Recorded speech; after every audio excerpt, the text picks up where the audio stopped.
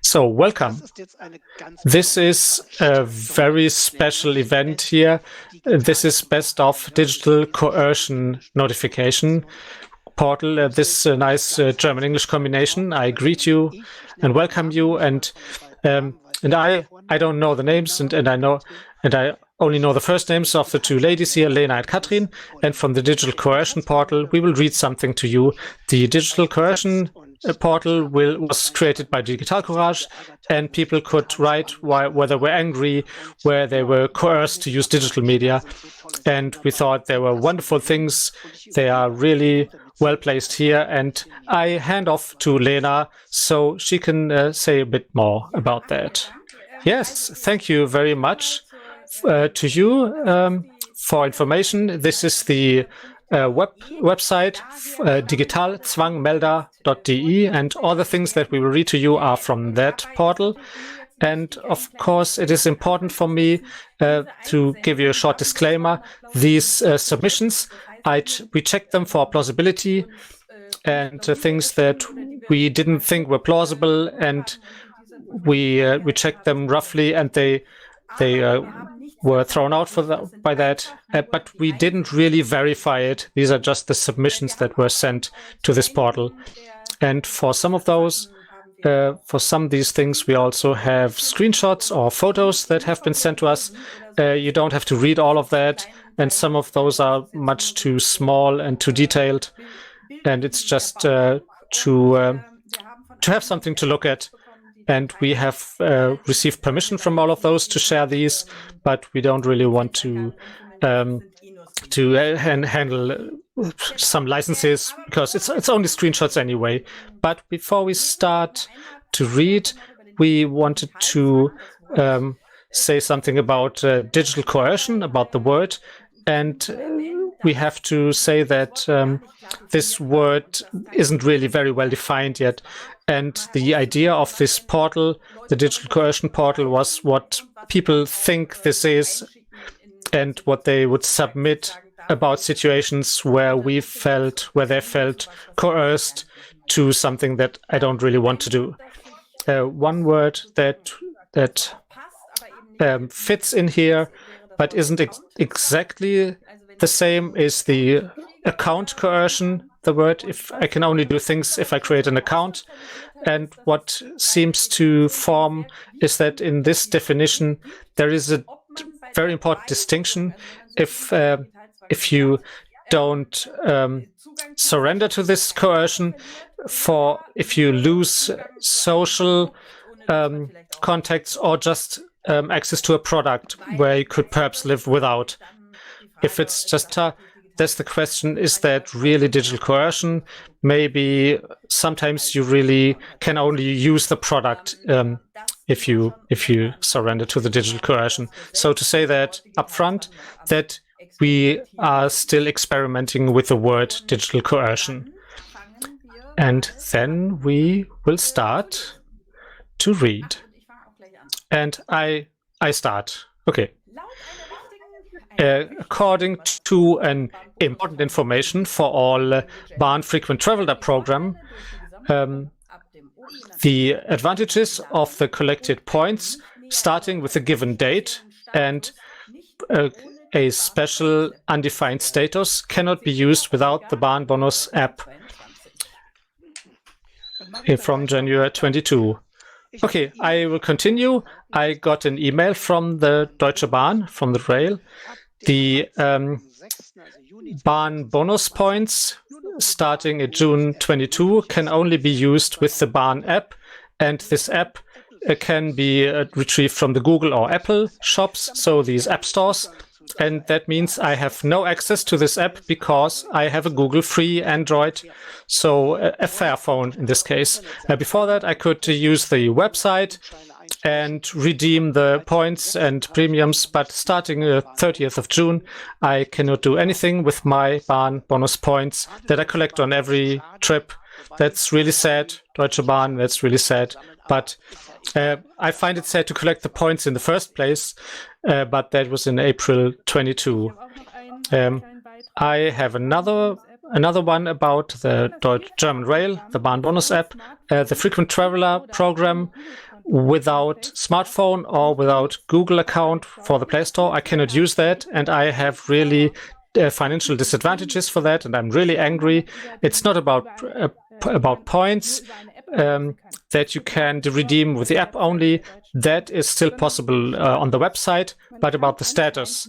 It seems to be possible only to get a new status, a higher status with the app, which is called Bahn Comfort. And this is really makes me angry.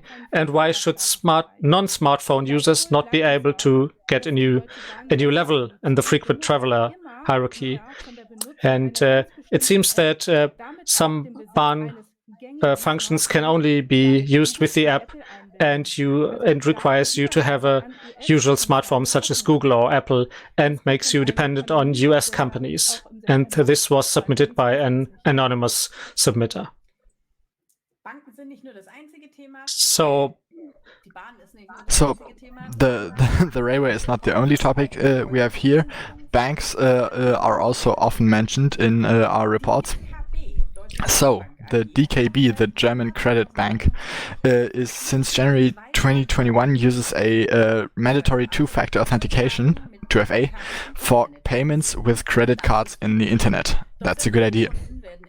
But all customers are either forced to install a proprietary app on their smartphone or give a mobile number. In any way, a phone or a SIM card must be present to be able to use the credit card on the internet. That's bad. The banking app procedure is the DKB advertises with technical standards, but I don't know how a custom-developed proprietary app is a technical standard.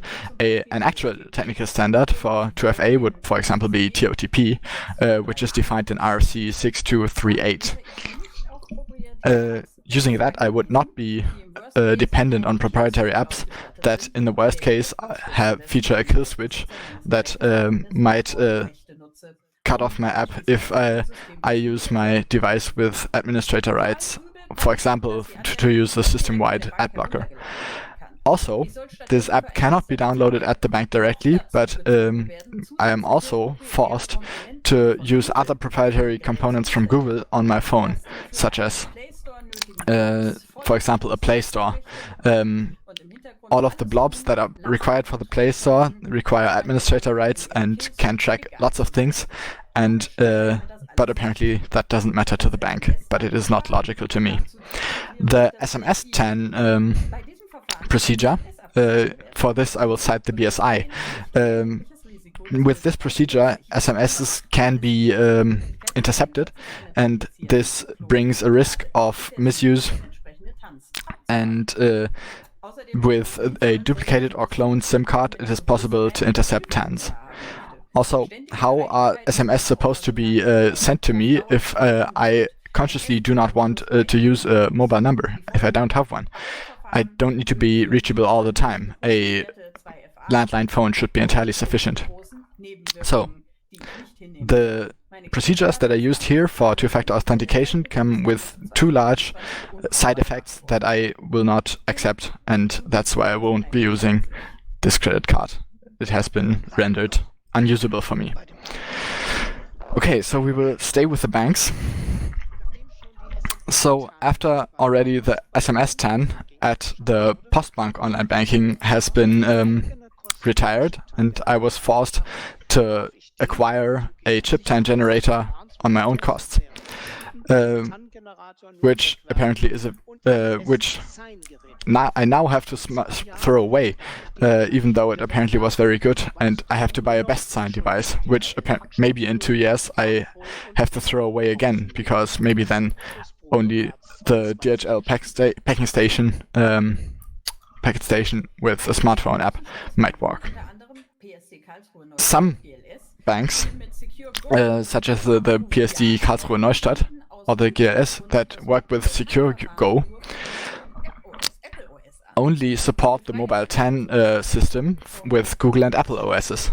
Google free phones, such as the Fairphone OpenOS or the Shift phone ungoogled one, are being closed with the message that rooted device aren't allowed. I have already inquired with the PSD and the BaFin, and they quote security concerns, and I have also asked the BaFin, but they did not answer at all.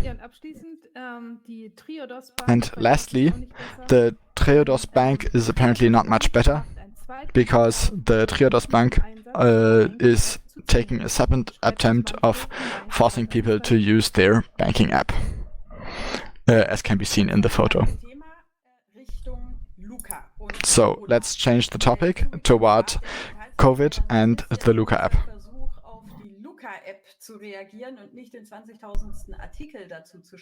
So we just don't write the 20,000th article on the Luca app, but we are just looking at what has happened there. And quite frequently such Luca app coercion situations were described, and we have a few of those at our disposal here.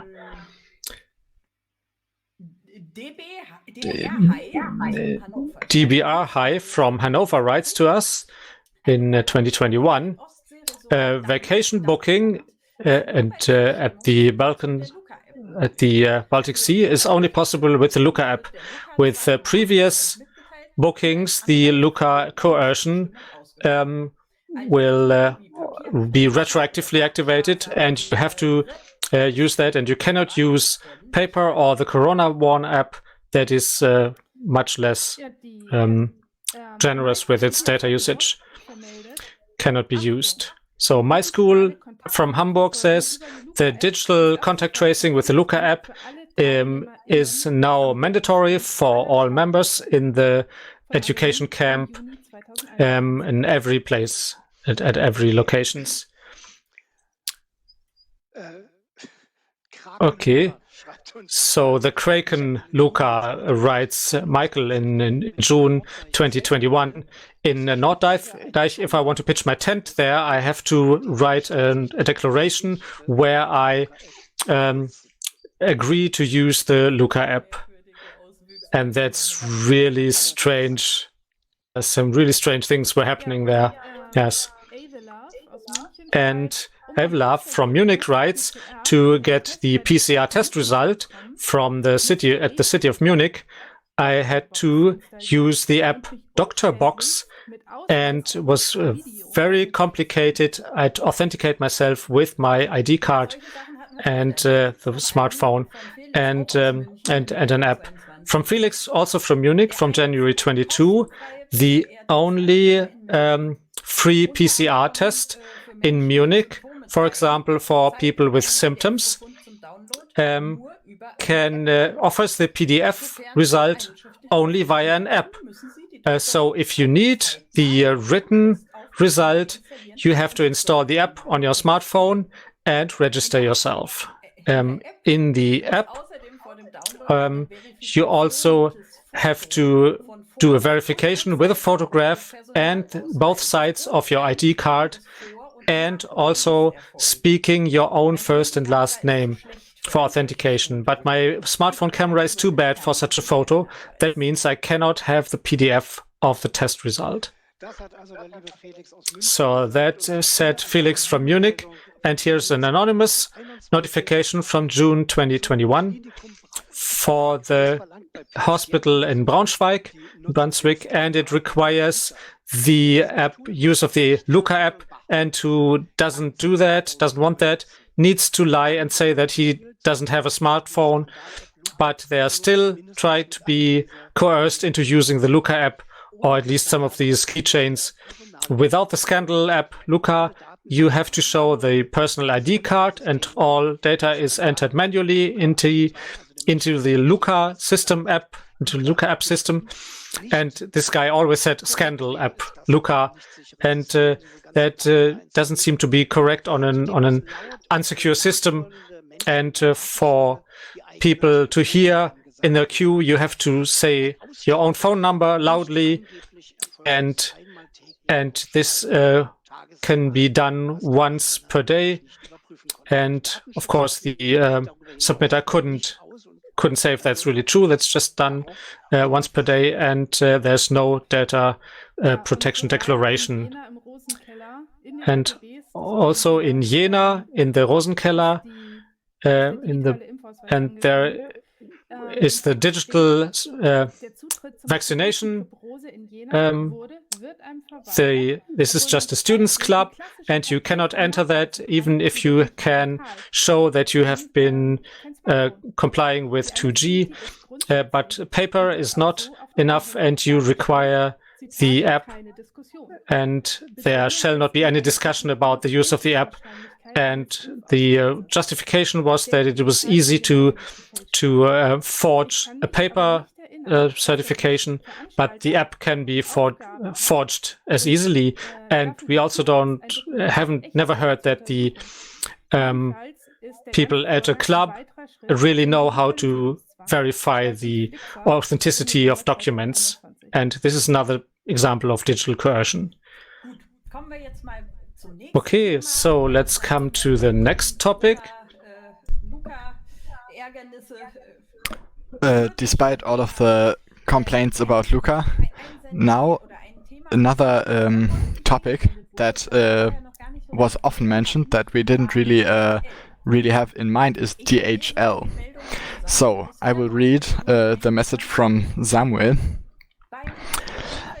With the parcel delivery service DHL, there is a digital coercion that I don't think is necessary.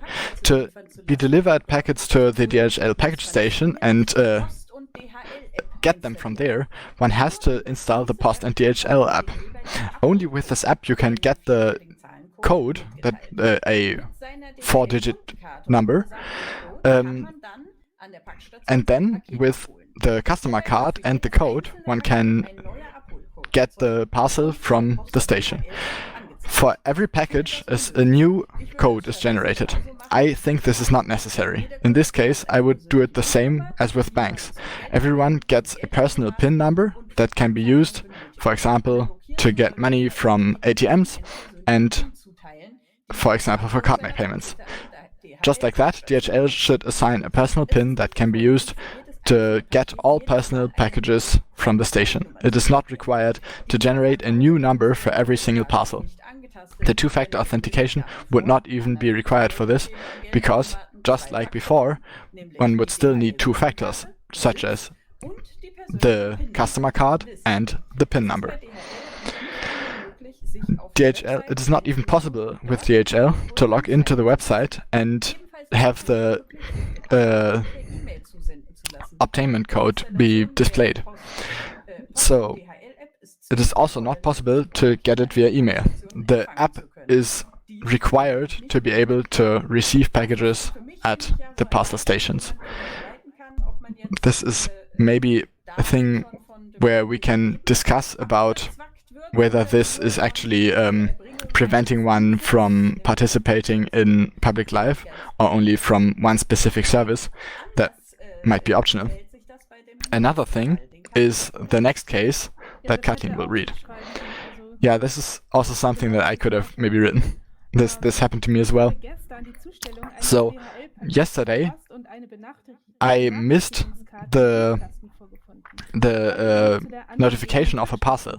Today I went to the station where the parcel is supposed to be deposited, and now I had to realize that it is controlled with an app. So it was not possible for me to retrieve my package without an app. It was not possible. 3 exclamation marks. With the internet page of the DHL, I had to request a second delivery only to be able to receive my package. That can't be. This should only be deposited there with my personal agreement. So let's switch to the topic schools and universities. This very often was a topic in our reports. So our school, without any permission, is creating an account for every student on our iServe instance. It is required for all students. Everybody who isn't there will be kicked off the school. It was very easy to read out all of the information from myself, and I could create a database of all students and teachers. Everything despite the name and the class is optional, but still, if they were provided, they are visible. It does partly use open source solutions, but it's proprietary and very badly documented. The an imprint is not to be found. At the University of Bremen, students can only have to use the Gast Bremen app to be able to take part in lectures and seminars. And also another high school, the High School of Media in Stuttgart, forces us to use a tracing app of UniNow for contact tracing, even though the UniNow check-in writes in their internet presence that alternatively a classic contact formula could be used. This high school, unfortunately, doesn't want to handle paper and is not giving me that option.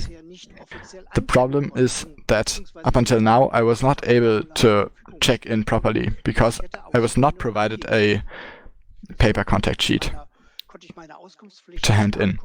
So I was not able to fulfill my obligation to give this contact information, but I was not able to use this. If I do not comply with the university's COVID restrictions, this could have consequences for me. I could maybe be expelled from the school or maybe even get legal consequences. After I mentioned this issue and told this to the student council, nobody was able to help me. Afterwards, a member of the university told me that there was no alternative to the app and that I had to use it. Afterwards, they told me the name of the COVID responsible of the university. They told me that anything but that only everything that is documented in the internal documents of the university is valid and not what's listed on the website of the app provider. Still, I have to comply with the terms and conditions of the app. If there are derivations from the maintainer's website, then apparently I should ignore them. But what's valid then? So, I don't think this is correct and right. And I have some doubts about the security of that app, and that's why I don't want to use it. This is about the handing over of my data to this corporation, and that's why I would prefer to actually fill out this contact sheet with pen and paper. But the way it's currently solved with QR codes, I see a lot of potential for misuse in this current system. Somebody wrote that would want to be anonymous. And that's how we get to the topic of health.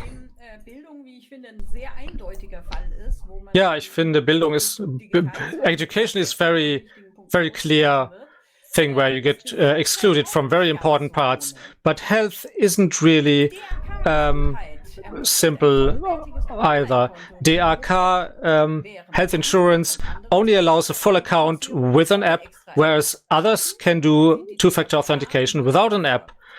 But the DAK only offers it with an app.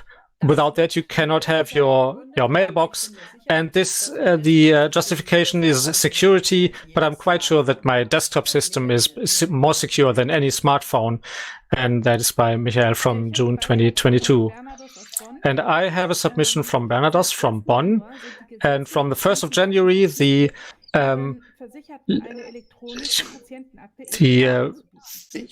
need to, the health insurance needs to offer an electronic patient file, and the federal minister has plans for requiring doctors and practices to do all the documentation online and save them in the cloud, and the data are not in a database in the doctor's office, but in the cloud and can be hacked. And experts for health recommend in their expertise to give an electronic patient file for every newborn person, and with the opt-out, that is, who doesn't contradict actively, will get this electronic patient file. So, well, let's skip to miscellaneous.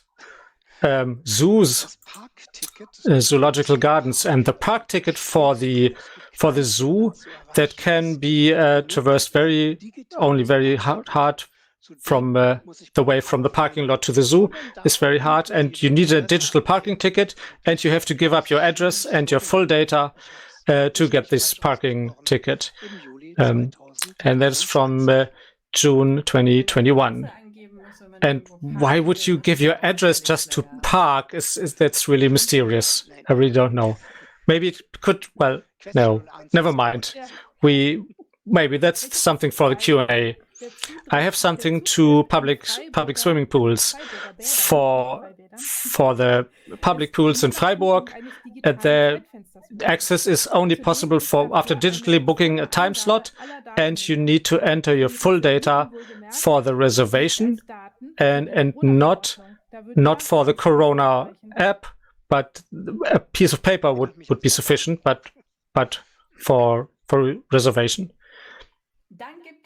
And then there is from the Bavarian Ministry for Statistics, Bureau of Statistics, for the digital census, and you can only do it digitally, and answering these questions for the census in non-digital form is not possible. Well, so now I have. Someone gives me a laptop here. Thank you very much. And now we get to the questions.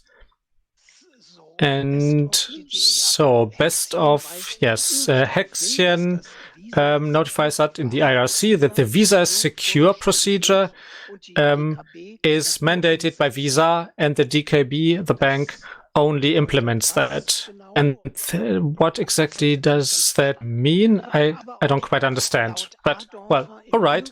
According to Ardorfer in the IRC, if you have a rooted smartphone, you violate the terms and conditions from the bank, and your contract could be terminated. Well, yes.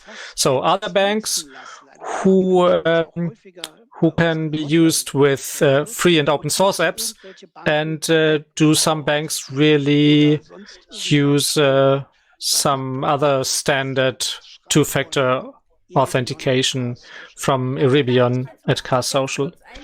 Okay, so I can just has to give an answer for this, maybe. Okay, yeah, I wasn't quite sure if this really just one question or more. So I asked, I have this problem with my bank. So if you really want, you can use our app, and I always say I would like to do that, but it doesn't work. You don't offer it. You don't offer it to me in a way that I can do that, and I always have interesting conversations about this topic with the bank employees, and who are interested and wondering why I can't install the app. And so just talk to your bank, and maybe sometime there will be the possibility in the future. Oh, well, this barking dog is really, and we also all heard the doorbell. Yeah, so I can recommend for most banks there is this Secure Go procedure without an app. It's a bit unnerving because you always need your EC card, your banking card, but it's not quite as bad as it was with the blinking flashing lights on the screen. So with Secure Go, it's one of the most secure procedures, and that that offers. And if your bank doesn't really offer that, then maybe you have to move your location. Well, so that was a good tip. Thank you very much, Leena. Okay. So that was all the questions. I don't have anything else. I just have this here you can see for yourselves. If you can read the screen. There isn't any more. And we only had a few small subtopics. So the question is how many. I was wondering in the beginning how many questions there would be, but we don't really have something to talk to, and we just have to talk to the camera, and it's a lot less fun like this. And I really admire Oliver Welke, who can do that without an audience, but even he's better with audience. So it was difficult for us, and I really need that to read other people's faces if someone is really bored to death, or if someone is really amused slightly, and that it's a bit less fun here, and there are also fewer questions, and that's a bit sad. But what I wanted to say is we reduced our selection a little bit, and what came a lot of times, we have 264 notifications about Mensa at the university, more you can only get food at the university with an app or have a special procedure, and even takeaway food is only possible with an app. And this shows to me that there's really padeluun, please. that was necessary. The shark really has to swim through the screen. Yeah. So what we can see here more and more is that some of these systems will be tested there where the people really have no other choices, because of course I could also eat at a restaurant next door, but that there is special catering for the students is that students don't have that much money, and so really they need to have the special catering, and if there's an coercion to use an app, and you're really sort of reject it, and it's really bad. And by the sheer number of submissions, we could see that many people were angry, but also everyone who tried to talk about it were really made to feel to be all alone in their opinion. And that's also one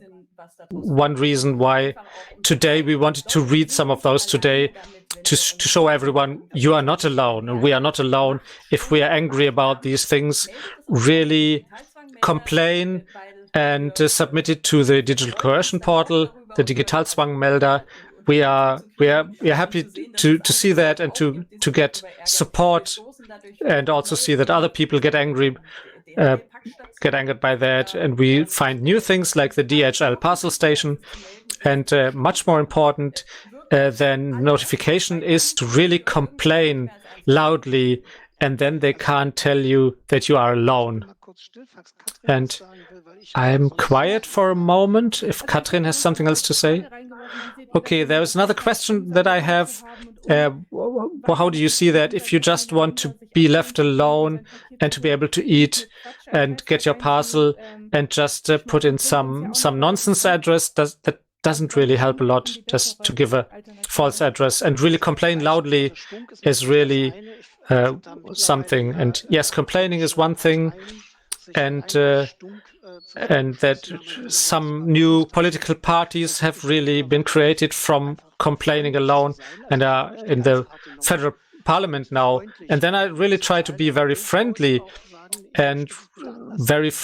but also say clearly I want to have that differently. And I think more people should really do that. And maybe once a week you should really take the time and write a complaining letter, or really complain in person, or give hints and advice. You can't do that every time, otherwise you would go mad. But I have to admit that I've been using Linux now for a short time, and I've been using Windows because I didn't want to learn a new operating system. But I'm surprised that it really works. By the way, yes, I really have a virtual machine with Windows that I use rarely or not at all. For everyone who believes that think you must work with Windows, I'm the living proof that it works without Windows. But I think not giving up and just not go along with the masses is very important. But another tip, if you want to complain, really be in a good mood. So if you're really, really angry and pissed now and then, it will escalate very quickly. And especially us cholerics should be really well trained not to get too angry. And you could say pick your fights. So you can't do it all the time and every time, every situation, make a complaint, but really select where you really think this is really a big problem to me and really talk to them and be friendly. And there's a nice sentence, a nice phrase, and you catch more flies with honey than with vinegar. But with little pinpricks, you should really tell the people that there are lots of people who want it differently. And here was someone from the university was forwarded to the Corona employee, and I had sent them off to the person responsible for data protection and privacy protection, but also look for those who are responsible for data protection and privacy. And those may be those who create the problems, but they were really happy and open to suggestions.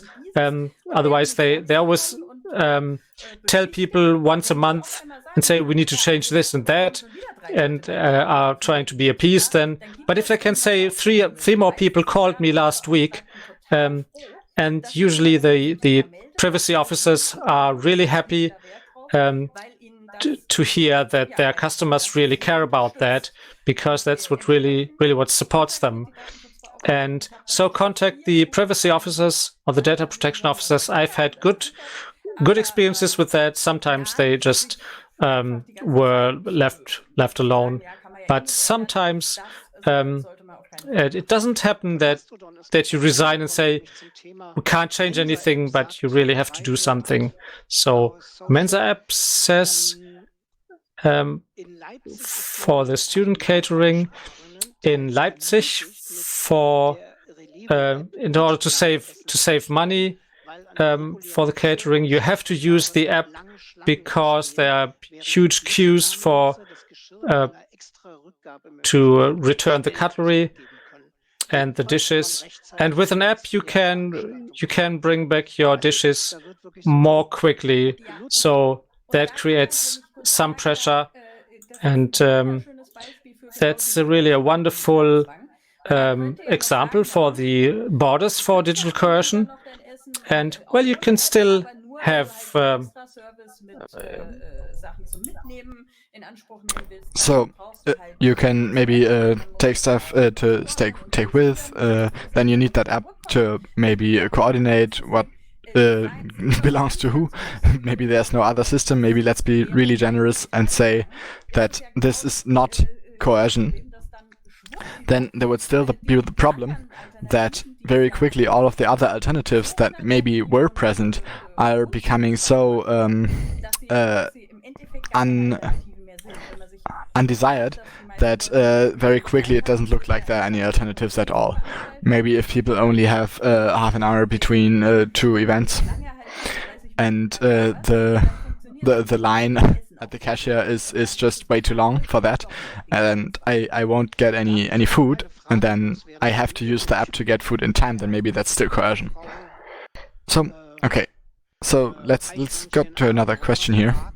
The squirrel Adorfer is asking, is the Digitalzwangmelder, the coercion portal, available in the analog realm or maybe even via fax? So fax, we maybe have to explain this. This is sort of like BTX, but maybe later or earlier. Maybe, yeah. It's actually reachable via snail mail, via post, which is actually people have already written us there, and actually we had a bunch of reports that came in by mail. But now, what if we actually enter those into our spreadsheets, and did we just digitize them, and is that okay? So actually, we do have a bunch of reports that actually aren't digitized because apparently people didn't want them digitized. So that's actually why they weren't chosen for this talk, because they're not on the computer. Ah, darn it. Yeah, that's actually something that I wanted to mention. Sometimes the digital is necessary to actually process data for a service and to provide that service. Just the fact that there is digital things happening somewhere in the backend doesn't really make it digital coercion, but that's actually a problem that we have built for ourselves there. Oh yeah, that's probably something that you can entirely tear down philosophically. But now that, given that we don't have a lot of time anymore, the number is the 0521 for Bielefeld, and then 61172. That's 0251 61172. And I have another question. What crime would be committed if accounts were created against somebody's will? You have 30 seconds to answer. So we're not lawyers, but that's absolutely a no-go that I think I can confirm. It also happened to me that I wanted to order something in a store, and then without asking, an account was created at this online shop for me, which I only realized later, and they even accepted the terms and conditions in my name, which is definitely at least forgery of documents, because you can't accept terms and conditions in my name. So, okay, we have another thing here. So maybe talk about the exclusion of the public with the use of WhatsApp. But we don't really have time for that anymore because we only had a 3/4 hour slot. So, but thank you for you two for including me in this talk. But now I'm a herald again. So I'll